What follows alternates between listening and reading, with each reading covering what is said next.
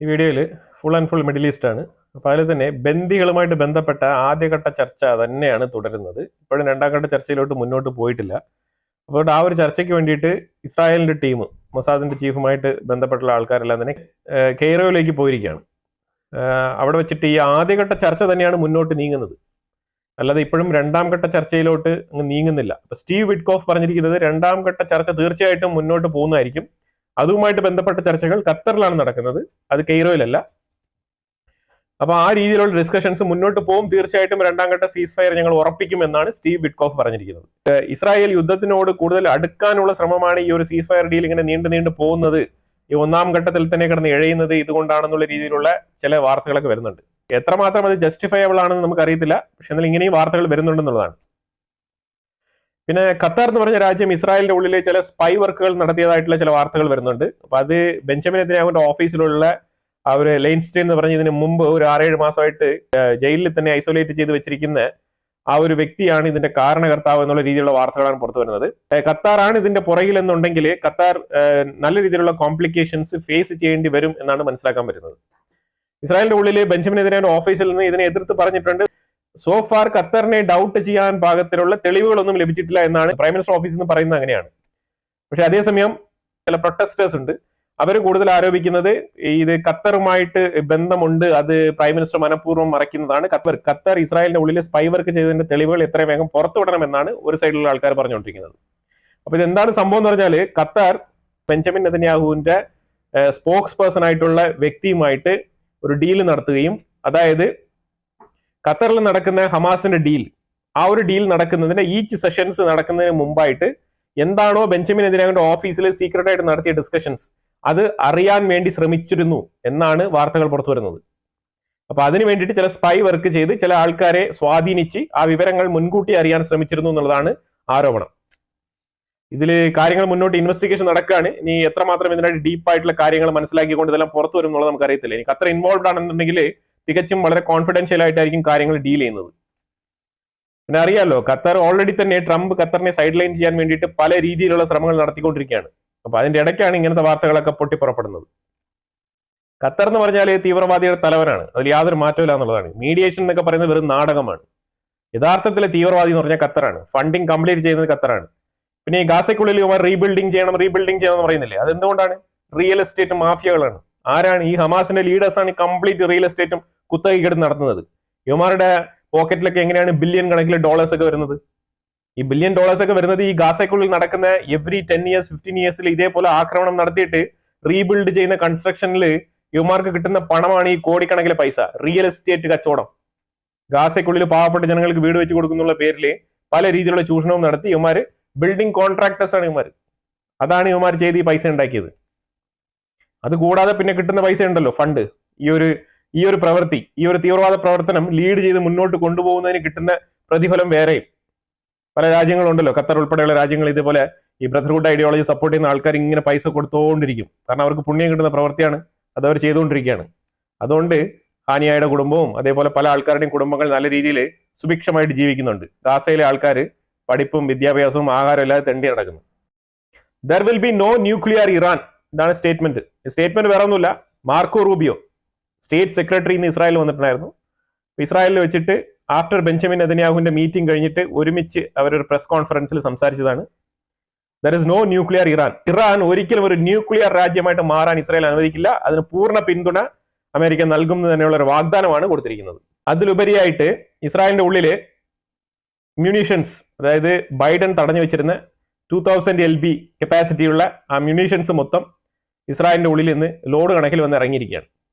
ആ ഒരു അൺലോഡിങ് ചെയ്ത് കൊണ്ടുപോകുന്ന ആ ഒരു ട്രക്കുകളുടെ ഇമേജ് ആണ് ഞാനിവിടെ കാണിച്ചിരിക്കുന്നത്. ഇതെല്ലാം തന്നെ ഇസ്രായേലിന്റെ എയർബേസിലേക്ക് കൊണ്ട് വളരെ സുരക്ഷിതമായിട്ട് സൂക്ഷിച്ചു വെച്ചിരിക്കുകയാണ്. അതായത് ഇത് ഇറാന്റെ മണ്ടയിലിട്ട് പൊട്ടിക്കാനും അതേപോലെ ഗാസയ്ക്കുള്ളിൽ സെൻട്രൽ ഗാസയിൽ പൊട്ടിക്കാനുമാണ് ഈ സാമഗ്രികളെല്ലാം കൊണ്ട് അവിടെ ഇസ്രായേലിന്റെ ഉള്ളിൽ വെച്ചിരിക്കുന്നത്. അപ്പൊ കാര്യങ്ങൾ വളരെ വ്യക്തമായല്ലോ. ഇയാൽ സാമിർ എന്ന് പറയുന്നത് പുതിയ IDFന്റെ ചീഫാണ്. അപ്പോയിന്റ്മെന്റ് ലെറ്റർ ഒക്കെ കൊടുത്ത് വെയിറ്റ് ചെയ്തിരിക്കുകയാണ്. വളരെ വൈകാതെ തന്നെ ഡെസിഗ്നേറ്റ് ചെയ്യപ്പെടുന്നതായിരിക്കും Eyal Zamir as a new IDF chief. Netanyahu ഒരു സ്റ്റേറ്റ്മെന്റ് കൂടെ പറഞ്ഞിട്ടുണ്ട്, അത് വളരെ ഇമ്പോർട്ടന്റ് ആണ്. കാര്യം വേറെ ഒന്നുമില്ല, ഇറാൻ പതിയെ സിറിയക്കുള്ളിൽ കുറച്ച് ഇൻഫ്ലുവൻസ് കൊണ്ടുവരാം, അതുപോലെ തന്നെ ലെബനാന്റെ ഉള്ളിലും കുറച്ച് ഇൻഫ്ലുവൻസ് കൊണ്ടുവരാം എന്നുള്ള രീതിയിൽ ശ്രമിക്കുന്നുണ്ട്. അതായത് ഇറാന്റെ വരുതിക്ക് ഈ രണ്ട് രാജ്യങ്ങളെയും വരുത്താം എന്നുള്ള രീതിയിലുള്ള ചില നീക്കങ്ങൾ നടക്കുന്നതായിട്ടാണ് ഇസ്രായേൽ മനസ്സിലാക്കിയിട്ടുള്ളത്. ഹിസ്ബുള്ളയുടെ കാര്യം വളരെ സങ്കടമാണ്. വേറെ ഒന്നുമില്ല, ഹിസ്ബുള്ള ഓരോ സൈഡിലും പറഞ്ഞുകൊണ്ട് നടക്കാണ് 18-ാം തീയതി എങ്ങനെയും IDF ഒന്ന് പുറത്തു പോകണമെന്ന് ലെബനാന്റെ ഉള്ളിൽ നിന്ന്. ഈ ഹിസ്ബുള്ളയുടെ ആണോ ലെബനാൻ, അല്ലെങ്കിൽ ലെബനാന്റെ ആണോ ലെബനാൻ? ഈ ഹിസ്ബുള്ളയെ അനുകൂലിക്കുന്ന ആൾക്കാർ ഒരുപാട് ലെബനാനിലുണ്ട്. അതുകൊണ്ട് തന്നെയാണ് ഈ ഒരു ലെബനാൻ ഒരു ധൈര്യമായിട്ട് ഇങ്ങനെ ഇരിക്കുന്നത്. വേറെ ഒന്നും കൊണ്ടല്ല, നയീം കാസിം പറഞ്ഞിരിക്കുന്നത് 18-ാം തീയതി തന്നെ പറഞ്ഞതുപോലെ IDF പുറത്തു പോകണമെന്നാണ് ലെബനാന്റെ ഉള്ളിൽ നിന്ന്. ആരാണ് പറയേണ്ടത്? ലെബനാന്റെ കാര്യം പറയാൻ ലെബനാന്റെ പ്രൈം മിനിസ്റ്ററും ലെബനാന്റെ പ്രസിഡന്റ് ഒക്കെ അവിടെ ഉണ്ട്. പുതിയ സർക്കാർ അവിടെ ഉണ്ട്. ഇത് പണ്ടത്തെ പോലെ സർക്കാരില്ലാത്ത സ്ഥലമല്ല ലെബനാൻ. പിന്നെ അത് നോക്കാൻ വേണ്ടിയിട്ട് സൗദി അറേബ്യയും അമേരിക്കയും ഫ്രാൻസും ഉൾപ്പെടെയുള്ള രാജ്യങ്ങൾ അവിടെ ഉണ്ട്. അപ്പൊ അതുകൊണ്ട് ഇതൊക്കെ പറയേണ്ട ആൾക്കാർ പറഞ്ഞോളും, കേൾക്കേണ്ട ആൾക്കാർ കേട്ടോളും.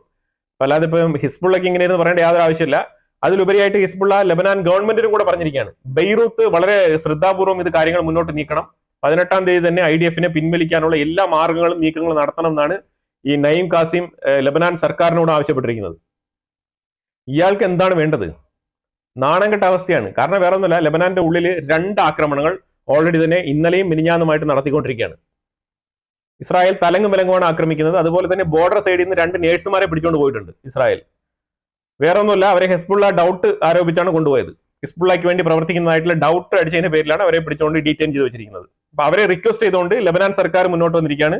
ആ 2 പാരാമെഡിക്സ്, ഇവർ 2 പേരും പാരാമെഡിക്സ് ആണ്, ഈ പാരാമെഡിക്സിനെ ഒന്ന് റിലീസ് ചെയ്യണം, അവർ ഈ ഒരു ഹിസ്ബുള്ളയുമായിട്ട് ബന്ധമുള്ള ആൾക്കാരല്ല എന്ന് പറഞ്ഞിട്ട് ലെബനാൻ ഗവൺമെന്റ് മുന്നോട്ട് വന്നിട്ടുണ്ട്. 18-ാം തീയതി 3 ദിവസം കഴിയുമ്പോൾ വെളിയിൽ ഇറങ്ങണം എന്നാണ് പറഞ്ഞുകൊണ്ടിരിക്കുന്നത്. അപ്പൊ അതൊരിക്കലും നടക്കില്ല എന്നാണ് പറയുന്നത്. ഇസ്രായേൽ പറഞ്ഞിരിക്കുന്നത് കുറച്ചുകൂടെ ടൈം ലൈൻ വേണ്ടി വരും. കാര്യം ഈ ഇതിന്റെ ഉള്ളിൽ ഈ സദൻ ലെബനാൻ ഭാഗത്ത് ലിറ്റാനി റിവറിന്റെ അപ്പുറത്ത് പോകണം ഹിസ്ബുള്ള. അവർ ആ രീതിയിലുള്ള ഒരു മുന്നൊരുക്കങ്ങൾക്ക് തയ്യാറല്ല എന്നുള്ളതാണ് മനസ്സിലാക്കാൻ പറ്റുന്നത്. അതുകൊണ്ട് ആ രീതിയിൽ എളുപ്പത്തിലൊന്നും അങ്ങനെ പോകാൻ കഴിയില്ല എന്നുള്ളതാണ് ഇസ്രായേലിന്റെ നിലപാട്. എന്തായാലും ട്രംപ് കട്ടക്ക് ഇസ്രായേലിന്റെ കൂടെ നിൽക്കുകയാണ്. വാലിഡ് ആയിട്ടുള്ള റീസൺ നെതന്യാഹു അങ്ങോട്ട് ധരിപ്പിച്ചു കഴിഞ്ഞാൽ 18-ാം തീയതി പോകേണ്ടി വരില്ല എന്നുള്ളതാണ്. ഈ ഒരു ഗാസയിലെ സീസ് ഫയർ, ബന്ദികളെയൊക്കെ വിട്ടുകിട്ടുക, ഇതൊക്കെ കഴിഞ്ഞിട്ട് മതി ലെബനാന്റെ ഭാഗത്തു നിന്നുള്ള ഒരു പിൻവാങ്ങൽ എന്നാണ് എന്റെ ഒരു അഭിപ്രായം. ഇസ്രായേലും അത് തന്നെയായിരിക്കും തീരുമാനിക്കുന്നത് തോന്നുന്നു. കാര്യം വേറെ ഒന്നുമില്ല, ഇനി അഥവാ ഈ ഹമാസുമായിട്ടുള്ള ഈ ഒരു ബന്ദികളെ വിട്ടുകിട്ടൽ ഈ ഒരു കോമഡി ഷോ പൊയ്ക്കൊണ്ടിരിക്കുകയാണ്. എവരി വീക്ക് ഇങ്ങനെ പൊയ്ക്കൊണ്ടിരിക്കുന്ന സ്ഥിതിക്ക് അവിടെ നിന്ന് തീർച്ചയായിട്ടും മാറുന്നത് അത്ര ബുദ്ധിയുള്ള കാര്യമല്ല. കാര്യം മാറിക്കഴിഞ്ഞാൽ വീണ്ടും ഇറാൻ അങ്ങോട്ട് സ്ഥാപിത താല്പര്യമായിട്ട് ആയുധങ്ങളും ഇതേപോലെ പണവും ഈ കാര്യങ്ങളുമായിട്ട് അവിടെ എത്തിക്കഴിഞ്ഞാൽ വീണ്ടും ഇസ്രായേലിന്റെ ഭാഗത്തേക്ക് ആക്രമണം വരാനുള്ള സാധ്യതയുണ്ട്. അപ്പൊ അതുകൊണ്ട് ഒരു പ്രിവെൻഷൻ മാനറിൽ ഇസ്രായേൽ അവിടെ നിൽക്കുന്നത് തന്നെയാണ് ബുദ്ധി എന്ന് കോമൺ സെൻസ് ഉള്ള ആൾക്കാർക്ക് മനസ്സിലാവും. ഇനിയിപ്പം 18-ാം തീയതി ഇസ്രായേൽ എന്ത് പറയുന്നത് നോക്കാം. അത്ര എളുപ്പത്തിൽ ഇസ്രായേൽ ലെബനാനിൽ നിന്ന് പിന്മാറുമെന്ന് എനിക്ക് തോന്നുന്നില്ല. ആഫ്രിക്കൻ ലീഡേഴ്സിന്റെ ഒരു സബ്മിറ്റ് അഡീസ് അബാബെ എന്ന് പറയുന്നത് എത്യോപ്യയുടെ തലസ്ഥാനമാണ്. അവിടെ വെച്ചിട്ടാണ് ഒരു ആഫ്രിക്കൻ യൂണിയന്റെ ഒരു മീറ്റിംഗ് നടന്നത്. ആ മീറ്റിംഗിൽ ആഫ്രിക്കൻ യൂണിയന്റെ ലീഡേഴ്സിൽ ഒരാൾ പറഞ്ഞിരിക്കുകയാണ്, അതായത് ഇന്റർനാഷണൽ ക്രിമിനൽ കോർട്ടിൽ ഈ ഇസ്രായേലിന്റെ ഈ ഒരു പ്രവൃത്തിക്കെതിരെ കേസെടുത്ത് അവരെ ശിക്ഷിക്കണം, പ്രോസിക്യൂട്ട് ചെയ്യണമെന്നാണ് പറഞ്ഞിരിക്കുന്നത്. ആര്? ഈ ആഫ്രിക്കൻ യൂണിയൻ. ഞാൻ പറഞ്ഞു, ഇവർക്കൊക്കെ നാണം കെടാൻ വേറെ ഒരു മാർഗ്ഗമില്ല എന്നുള്ളതാണ്. ഇവന്മാരൊന്നും ഇന്റർനാഷണൽ ന്യൂസുകൾ കാണുന്നില്ല, ഇവര് അമേരിക്കയിൽ എന്താണ് നടക്കുന്ന അറിയത്തില്ല, ഇന്റർനാഷണൽ കോർട്ട് തന്നെ സാങ്ഷൻ ചെയ്ത് വെച്ചിരിക്കുകയാണ് എന്നുള്ള കുറിച്ച് യാതൊരു വിവരമില്ലാതെയാണ്, ഒരു എത്തും പിടിയില്ലാതെ ചുമ്മാ അങ്ങ് വായിക്ക് തോന്നി ഇതുപോലെ അങ്ങ് സംസാരിച്ചുകൊണ്ട് നടക്കുകയാണ്. ഇവരെയൊക്കെ ഓർത്തു കഴിഞ്ഞാൽ ഇവരെയൊക്കെ ആഫ്രിക്കൻ യൂണിയൻ ലീഡേഴ്സ് എന്ന് പറഞ്ഞ് കേൾക്കുമ്പോൾ തന്നെ, ലീഡേഴ്സ് എന്ന് പറയുമ്പോൾ തന്നെ നമുക്ക് കോമഡി ആയിട്ടാണ് തോന്നുന്നത്. ഈ രീതിയിലുള്ള ഒരു വിവരങ്ങളും അറിയാത്ത രീതിയിലുള്ള പ്രഖ്യാപനങ്ങളൊക്കെയാണ് പ്രഖ്യാപിക്കുന്നത്. ഒരു വാർത്തയും കാണാതെ ഒരു വിവരമില്ലാത്ത രീതിയിൽ ആഫ്രിക്കൻ യൂണിയൻ എന്ന് പറഞ്ഞുകൊണ്ട് ഇങ്ങനെ നടക്കുകയാണ്. ഇസ്രായേൽ ഇന്നലെ 2 ഡ്രോൺ അറ്റാക്ക് നടത്തിയിട്ടുണ്ടായിരുന്നു. അതിൽ ഒന്ന് ലെബനാന്റെ ഉള്ളിലാണ്. അതുപോലെ തന്നെ ഗാസയ്ക്കുള്ളിൽ ഒരു ഡ്രോൺ അറ്റാക്ക് നടത്തിയിട്ടുണ്ടായിരുന്നു. അത് വേറെ ഒന്നും കൊണ്ടല്ല, ഈ ഒരു 3 ഹമാസ് ഭീകരരെ ഗാസയ്ക്കുള്ളിൽ വധിച്ചിട്ടുണ്ട്. റഫ ബോർഡറിന്റെ അടുത്താണ് നടന്നത്. അത് വേറെ ഒന്നും കൊണ്ടല്ല, ഇസ്രായേലി ട്രൂപ്പിന് നേരെ അവര് ഒരു സൂചനയും ഇല്ലാത്ത രീതിയിൽ ആയുധങ്ങളുമായിട്ട് എതിരെ വരികയാണ് ചെയ്തത്. വാണിംഗ് എന്നുള്ള നിലയ്ക്ക് ആ കാറിന്റെ സൈഡിൽ ഒരു ആക്രമണം ആദ്യം നടത്തി. അവര് നിൽക്കാൻ തയ്യാറായില്ല. അവർ വീണ്ടും മുന്നോട്ട് ഇസ്രായേലിന്റെ ട്രൂപ്പിനെ ആക്രമിക്കുന്ന രീതിയിൽ വരികയാണ് ചെയ്തത്. അതിനുശേഷമാണ് 2ാമത്തെ ഒരു ആക്രമണം നടത്തി അതിൽ 3 പേര് വധിക്കപ്പെട്ടിരിക്കുന്നത്. 3ഉം ഹമാസ് തീവ്രവാദികളാണെന്നുള്ളതാണ് ഇതിൽ ഏറ്റവും പ്രധാനപ്പെട്ട കാര്യം. സീസ് ഫയർ ഡീലാണെന്ന് പറഞ്ഞുകൊണ്ട്, ബന്ദിമോചനമാണെന്നൊക്കെ പറഞ്ഞുകൊണ്ട് ഇസ്രായേലിന്റെ ട്രൂപ്പിന് നേരെ കുതിര കയറാന്ന് പറഞ്ഞ് വിചാരിച്ചു കഴിഞ്ഞാൽ അവര് നോക്കിയൊന്നും നിൽക്കത്തില്ല. കയ്യിലിരിക്കുന്ന MK എടുത്ത് നല്ല രീതിയിൽ പൊട്ടിക്കും. ആ രീതിയിൽ പൊട്ടിച്ചതാണ് 3 പേരുടെ മരണത്തിനിടയായത്. അപ്പൊ അനങ്ങാതിരിക്കും ഹമാസ്, വേറെ ഒന്നും പറയാനില്ല. കാര്യം ഇനിയിപ്പോ ഞങ്ങൾ ഈ 3 പേരെ നിങ്ങൾ വധിച്ചു, സീസ് ഫയർ ലംഘനമാണെന്ന് പറഞ്ഞുകൊണ്ട് ഇനി നിർത്തിവെക്കാനൊന്നും കഴിയില്ല എന്നുള്ളതാണ് കാര്യം. ഇതിൽ മുന്നോട്ട് പോകേണ്ടത് ഹമാസിന്റെയും കൂടെ അനിവാര്യമായിട്ടുള്ള കാര്യമാണ്. കാരണം ഹമാസിനെ തൂത്തുപറക്കി വെളിയിലിടാൻ അറബ് രാജ്യങ്ങൾ വരെ തീരുമാനിച്ചിരിക്കുന്ന ഒരു അവസ്ഥയിലാണ് ഹമാസ് നിൽക്കുന്നത്. അപ്പൊ അതുകൊണ്ട് തീർച്ചയായിട്ടും പുറത്തു പോകേണ്ടി വരും എന്നുള്ള നിലയിൽ നല്ല രീതിയിലുള്ള പേടി ഹമാസിനുണ്ട് എന്നുള്ളതാണ് മനസ്സിലാക്കേണ്ടത്. കാരണം നെതന്യാഹുവും ട്രംപും വിചാരിച്ചു കഴിഞ്ഞാൽ, അവരെടുത്ത നിലപാടിൽ ഉറച്ചു നിന്ന് കഴിഞ്ഞാൽ ഹമാസിനെ തൂത്തുപറക്കി വെളിയിൽ കളയേണ്ട അവസ്ഥ വരും എന്നാണ് മനസ്സിലാക്കേണ്ടത്. ഹമാസിനും ആ ഒരു പേടിയുണ്ട്. അതുകൊണ്ട് തന്നെയാണ് അവർ 3 അല്ല ഇനി 30 ഹമാസ് ഭീകരർ അവിടെ മരിച്ചാലും അവരൊന്നും ചെയ്യാനില്ല. അവർ അനങ്ങാതിരുന്ന് കണ്ടുകൊണ്ടിരിക്കുന്നേ ഉള്ളൂ. PM refused to approve entry for mobile homes earth moving vehicles.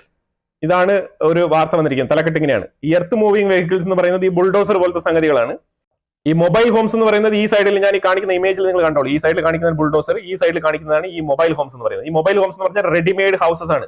ഏതാണ്ട് 60,000 വീടുകൾ ഇതേപോലെ കൊണ്ട് സ്ഥാപിക്കാനാണ് പദ്ധതി ഇട്ടിരിക്കുന്നത്. അതായത് സ്ഥലം അങ്ങ് തെളിക്കുക, സ്ഥലം അങ്ങ് വെട്ടി തെളിക്കുക, ഇല്ലെങ്കിൽ സ്ഥലം ഡെബ്രി ഒക്കെ നീക്കുക, ഈ വീട് അവിടെ കൊണ്ട് പ്ലേസ് ചെയ്യുക. ഇതാണ് പുതിയ ഒരു നമ്പറായിട്ട് കൊണ്ടുവന്നുകൊണ്ടിരിക്കുന്നത്. ഈ രീതിയിലാണ് ഗാസയെ വളരെ പെട്ടെന്ന് ക്വിക്കായിട്ട് റീബിൽഡ് ചെയ്യാന്ന് പറഞ്ഞുകൊണ്ട് ഈ ഒരു ടീമുകൾ ഇറങ്ങി തിരിച്ചിരിക്കുന്നത്. പക്ഷേ PM ആണ് സ്റ്റോപ്പ് ചെയ്തിരിക്കുന്നത്. ഏത് PM? ഗാസയിലെ PM ആ? ഇല്ല, ഇസ്രായേൽ PM ബെഞ്ചമിൻ ഇതിനെയാണ് സ്റ്റോപ്പ് ചെയ്ത് വെച്ചിരിക്കുന്നത്. നീ തോക്കെടുത്തോണ്ട് ഗാസയ്ക്കുള്ളിൽ തലങ്ങും വിലങ്ങും നടന്നിട്ട് യാതൊരു കാര്യമില്ല. നിനക്ക് വെള്ളമോ, നിനക്ക് കറണ്ടോ, നിനക്ക് ഇതേപോലെ ഷെൽട്ടറോ, വീടോ, ഇതേപോലെ JCBയോ എന്ത് വേണമെന്നുണ്ടെങ്കിലും prime minister Benjamin Netanyahu permit ചെയ്യണം, അല്ലാതെ അത് അകത്ത് വരത്തില്ല. ഇതാണ് അവസ്ഥ.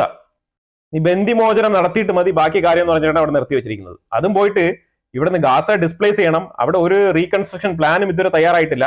അതിനു മുമ്പ് തന്നെ ഇപ്പോൾ ഒരു ഇടക്കാല വെടിനിർത്തലാണല്ലോ നടത്തിക്കൊണ്ടിരിക്കുന്നത്. അതിനു മുമ്പേ നിങ്ങൾ ഈ വക രീതിയിലുള്ള മൊബൈൽ ഹോംസും ഇതൊക്കെ കൊണ്ട് അവിടെ പാർപ്പിക്കാൻ ആരാണ് പറഞ്ഞത്? അവിടെ ഷെൽട്ടർ, താൽക്കാലമുള്ള ഷെൽട്ടർ, ഈ തുണി കൊണ്ടുപോയ ടെന്റ് പോലത്തെ സാധനങ്ങൾ അവിടെ അടിക്കാനുള്ള പെർമിഷനാണ് കൊടുത്തിരിക്കുന്നത്. നീ ആദ്യം പിടിച്ചു വെച്ചിരിക്കുന്ന ബന്ദികളെയൊക്കെ വിട്. അത് കഴിഞ്ഞിട്ട് മതി നീ ഇങ്ങനത്തെ റെഡിമെയ്ഡ് ആയിട്ടുള്ള ഹൗസ് ഒക്കെ ബിൽഡ് ചെയ്ത് കൊണ്ടുവന്ന് അവിടെ സ്ഥാപിക്കാൻ. അത് കഴിഞ്ഞിട്ട് മതി ബാക്കി കാര്യം. ഇസ്രായേൽ പൗരന്മാരെ നീ സുരക്ഷിതമായിട്ട് ആദ്യം വീട്ടിലേക്ക് അയക്കൂ, എന്നിട്ടാവാം ബാക്കിയുള്ള കാര്യങ്ങൾ എന്നാണ് പറഞ്ഞിരിക്കുന്നത്. ഒരുപാടുകളൊക്കെ ഈ ഗാസയ്ക്കും ഞാൻ ഇടയ്ക്കിടയ്ക്ക് കുറെ ഇമേജസ് ഒക്കെ കാണിക്കും. അതൊക്കെ ലേറ്റസ്റ്റ് ആയിട്ട് പുറത്തു വന്നുകൊണ്ടിരിക്കുന്ന ഇമേജുകളാണ്. ചില കളർ ഫോട്ടോസ് ഒക്കെ ഗാസയ്ക്കുള്ളിൽ നിന്ന് പുറത്തു വരുന്നുണ്ട്. ഈ ഒരു പിക്ചേഴ്സ് ഒക്കെ കണ്ടു കഴിഞ്ഞാൽ നിങ്ങൾക്ക് അവിടെ ഉണ്ടായിരിക്കുന്ന ഒരു നാശനഷ്ടങ്ങളെ കുറിച്ചുള്ള ഒരു ഐഡിയ കിട്ടും ഏകദേശം. കാരണം എവറി ഡേ പുതിയ പുതിയ ഇമേജുകളാണ് പുറത്തു വരുന്നത്. ഇന്നൊക്കെ നല്ലൊരു കളർ ഫുട്ടേജ് ഒക്കെ അവിടെ നിന്ന് വന്നിട്ടുണ്ട്. അപ്പൊ അതിൽ നോക്കി കഴിയുമ്പോൾ കുറച്ചുകൂടെ വ്യക്തമായിട്ട് നിങ്ങൾക്ക് മനസ്സിലാക്കാൻ കഴിയും. പിന്നെ ഇതൊക്കെ ഈ ഒരു ഡെബ്രി ഒക്കെ എടുത്ത് മാറ്റി കഴിഞ്ഞാൽ ഇതിനകത്ത് പൊട്ടാത്ത ബോംബുകൾ ഇതേപോലത്തെ കാര്യങ്ങളൊക്കെ കിടക്കുന്നുണ്ട്. അപ്പൊ അതുകൊണ്ട് കുറച്ച് ഡേഞ്ചർ ആണ് കാര്യം. അതുകൊണ്ടാണ് ഇത്രയും ഇമ്പോർട്ടന്റ് ആയിട്ട് ഈ കാര്യം സൂചിപ്പിക്കുന്നത്. ഒരു മരണനിരക്ക് ഈ ഡെബ്രിയൊക്കെ മാറ്റി കഴിഞ്ഞോണ്ട്, ഈ ഡെബ്രിയൊക്കെ കുറച്ചായിട്ട് മാറ്റുന്നുണ്ട്. ആ മാറ്റിയൊക്കെ കണക്കൂട്ടി നോക്കുമ്പോഴത്തേക്കും മരണനിരക്ക് കുറച്ചുകൂടെ ഉയർന്നതായിട്ടാണ് കാണുന്നത്. 48,271 ഉയർന്നിട്ടുണ്ട് മരണനിരക്ക്. ഏതാണ്ട് 50,000 ആവാൻ പോവാണ്. ഇനിയിപ്പോ കുറച്ചുനാൾ കൂടെ കഴിയുമ്പോഴത്തേക്ക് അത് ആ ഒരു 50,000 റീച്ച് ആവും എന്നാണ് മനസ്സിലാക്കാൻ പറ്റുന്നത്. കാരണം ഇപ്പോഴും ഫുള്ളായിട്ട് അവിടുത്തെ ഡെബ്രിയൊക്കെ എടുത്ത് മാറ്റിയിട്ടില്ല. നിങ്ങൾ ഞാൻ കാണിക്കുന്ന പിക്ചേഴ്സ് ഒക്കെ കണ്ടല്ലോ, ഈ രീതിയിലാണ് അവിടെ കിടക്കുന്നത് സ്ഥലങ്ങളൊക്കെ. ഇതൊക്കെ അപ് ടു ഡേറ്റ് ആയിട്ട് വരുന്ന ഇമേജസ് ആണ് ഞാനിവിടെ ഷെയർ ചെയ്യുന്നത്. ഈ കാണുന്ന ഒരു പ്രക്ഷോഭം എന്ന് പറഞ്ഞാല് ആന്റി ട്രംപ് പ്രൊട്ടസ്റ്റ് ആണ്. എവിടെയാണെന്ന് അറിയാം, ആന്റി ട്രംപ് പ്രക്ഷോഭമാണ്. ഇത് വേറെ എവിടെയല്ല, തുർക്കിയിലാണ്. അവിടെ നടക്കും ഇത്. കാരണം അവിടെയാണല്ലോ ഓട്ടോമൻ എംപറർ നമ്മളുടെ തായബ് എർദോഗൻ ഇരിക്കുന്നത്. അപ്പൊ അതുകൊണ്ട് ഇപ്പം ഓടി നടന്ന് എല്ലാ രാജ്യങ്ങളിലും കയറി ഇറങ്ങി എങ്ങനെയെങ്കിലും ഈ ഒരു ഗാസയ്ക്ക് വേണ്ടി നിലകൊള്ളണം, നമ്മൾ മുസ്ലിം രാജ്യങ്ങളെല്ലാം നമ്മളുടെ ഉമ്മ കൃത്യമായിട്ട് ഫോളോ ചെയ്യണം എന്നുള്ള നിലയിൽ ആൾക്കാരെ വിളിച്ചു കൂട്ടിക്കൊണ്ട് നടക്കുകയാണ് ഈ ഓട്ടോമൻ എംപറർ. ഈ ഓട്ടോമൻ എംപററുടെ രാജ്യത്തു നിന്നാണ് ഈ ഒരു പ്രക്ഷോഭം നടക്കുന്നത് ട്രംപിനെതിരെ.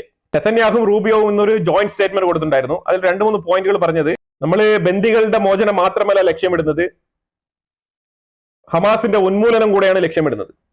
വളരെ ഉറച്ചു പറഞ്ഞ കാര്യങ്ങളാണ്. Of course I will make sure Gaza will not be a threat again for Israel എന്നുള്ള ഒരു സ്റ്റേറ്റ്മെന്റ് കൂടെ പറഞ്ഞിട്ടുണ്ട്. അതായത് ഗാസ ഒരിക്കൽ കൂടി ഇസ്രായേലിന് ഒരു ത്രെട്ട് ആകുന്ന രീതിയിലുള്ള, ഇസ്രായേലിന് ഒരു ഭീഷണി ഉയർത്തുന്ന രീതിയിലുള്ള ഒരു ഗാസയായിട്ട് അവിടെ നിലനിൽക്കില്ല. തീർച്ചയായിട്ടും ഒരു പുതിയൊരു ഗാസയായിരിക്കും അവിടെ ഉണ്ടാകുക എന്നുള്ള രീതിയിലുള്ള ഒരു ഫുൾ സ്റ്റേറ്റ്മെന്റ് ആണ് നെതന്യാഹു അവിടെ പറഞ്ഞത്. ഇത് വീണ്ടും വീണ്ടും ട്രംപിന്റെ പ്ലാനിനെ ഊട്ടിയുറപ്പിക്കുന്ന രീതിയിലുള്ള സ്റ്റേറ്റ്മെന്റ് ആയിട്ടാണ് മനസ്സിലാക്കാൻ പറ്റുന്നത്. നോർത്ത് ഈസ്റ്റേൺ ലെബനനിൽ ഹെസ്ബുള്ളയുടെ ഒരു ആസ്ഥാനത്തിൽ ഒരു ആക്രമണം നടത്തിയിട്ടുണ്ട് IDF. ഇന്നലെയാണ് ഒരു ആക്രമണം നടത്തിയത്. ഇതിനെക്കുറിച്ച് ഗണ്ണിച്ച് സംസാരിച്ചിട്ടുണ്ട് ഹെസ്ബുള്ള, പക്ഷെ ഒന്നും ചെയ്യാനില്ല എന്നുള്ളതാണ്. വളരെ ദയനീയമാണ് ഹെസ്ബുള്ളയുടെ അവസ്ഥ. ഇതുപോലെ നാണം കെട്ട ഒരു ഏർപ്പാട് ഹെസ്ബുള്ളയുടെ ചരിത്രത്തില് ഈ രീതിയിൽ നാണം കെട്ട ഒരു ഏർപ്പാട് അവർക്ക് ഉണ്ടായിട്ടുണ്ടാവില്ല. കാര്യം ഈ രീതിയിൽ ഒരു രീതിയിലുള്ള പ്രതികരണ ശേഷിയും ഇല്ലാത്ത രീതിയിൽ അവശേഷിച്ചിരിക്കുകയാണ് ഇങ്ങനത്തെ കുറെ ഹെസ്ബുള്ള ടീമുകൾ. അവരുടെ സിംഗിൾ റോക്കറ്റ് പോലും ഈ ഒരു സീസ്ഫയർ ഡീലിന് ശേഷം അവരെ കൊണ്ട് വിടാൻ കഴിഞ്ഞിട്ടില്ല എന്നുള്ളതാണ്. ആ രീതിയിലാണ് ഹെസ്ബുള്ള നാമാവിശേഷമായി പോയത്. ഒരാളെ ലീഡറാക്കിയൊക്കെ വെച്ചിട്ടുണ്ട്, നയീം കാസിം. ഇടയ്ക്കിടയ്ക്ക് ചില സ്റ്റേറ്റ്മെന്റുകളൊക്കെ വരും. അതിലുപരിയായിട്ട് ഒരു കാര്യമില്ല എന്നുള്ളതാണ്. ഹെസ്ബുള്ളയുടെയൊക്കെ ഒരു അവസ്ഥയെ ഏത് രീതിയിലാണ് ആനയാണ് ചേനയാണെന്നൊക്കെ പറഞ്ഞുകൊണ്ടിരുന്നതാണ് Hezbollah. India Israel trade deal അതുമായിട്ട് ബന്ധപ്പെട്ട ഒരു സെമിനാർ ന്യൂ ഡൽഹിയിൽ കണ്ടക്ട് ചെയ്തിരുന്നു. ഇത് വേറൊന്നും കൊണ്ടല്ല, ട്രംപിന്റെ IMEC corridor, India middle east Europe economic കോറിഡോറിന്റെ ആ ഒരു പ്രസ്താവനയെ തുടർന്ന് ഇസ്രായേലും ഇന്ത്യയും കൂടെ ഒരു ജോയിന്റ് വെഞ്ചറായിട്ട് ഒരു മീറ്റിംഗ് നടത്തണം എന്നുള്ള ഒരു ആവശ്യം ഉന്നയിച്ചതിനെ തുടർന്നാണ് പ്രൈമറി മീറ്റിംഗ് എന്നുള്ള നിലയിൽ ഇന്ത്യയിൽ ന്യൂഡൽഹിയിൽ ഈ ഒരു ട്രേഡ് മീറ്റിംഗ് കണ്ടക്ട് ചെയ്തത്.